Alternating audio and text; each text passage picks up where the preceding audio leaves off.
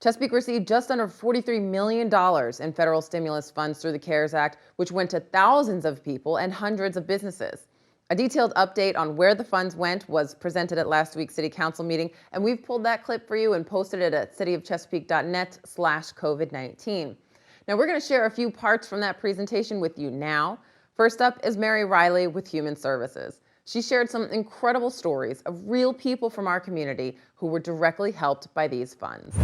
Michael, who is age 40, is single and recently widowed and the father of 2 children. He worked as a handyman, but his hours were cut at the beginning of the pandemic since people were apprehensive about having folks come into their homes. He was positive for COVID in September, had a stroke in January, and had to go through physical therapy. We worked with his private landlord to assist with his rent and utility payments. He enrolled in our fatherhood program, and he went back to work this past June. Kathy, who's age 24, was referred by the health department's baby care nurse. She was a new mother who had just returned to a new job and was let go when the pandemic started. She hadn't been in her job long, so she wasn't able to collect unemployment. Her landlord wasn't going to renew her lease because he saw what was going to happen. She wasn't going to be able to pay, and he didn't want that liability because he also had a mortgage to pay on the property. So we worked closely with the landlord to ensure that her rent would be paid, and we got her caught up, and so the landlord was able to renew her lease, and she was able to stay in the apartment with her child, and then shortly after that find employment. Now, businesses were also helped with this federal funding. Chesapeake small businesses received $5.4 million, saving hundreds of businesses in our community. The program was administered through the Chesapeake Economic Development Department.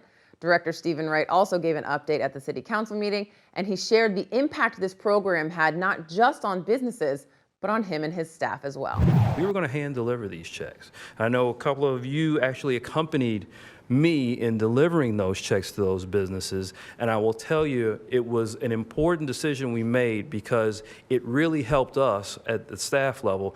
We were able to see just how impactful these monies have been. I can't tell you what it means. As someone, I've been doing this for over 25 years now, and this has been the most meaningful experience for me as an economic developer throughout my entire career. To talk to a business, to see the tears well up in their eyes, and they tell you that without this money, they would have had to close their business. It really means a lot.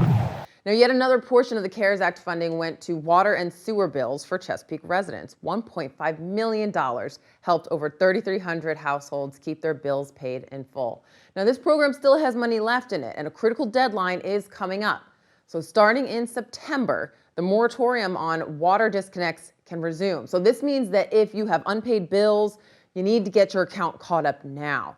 If you need help, the Municipal Utility Relief Program is still available to you through November. So to apply, fill out the online application found at cityofchesapeake.net/COVID-19 or call 382-6352.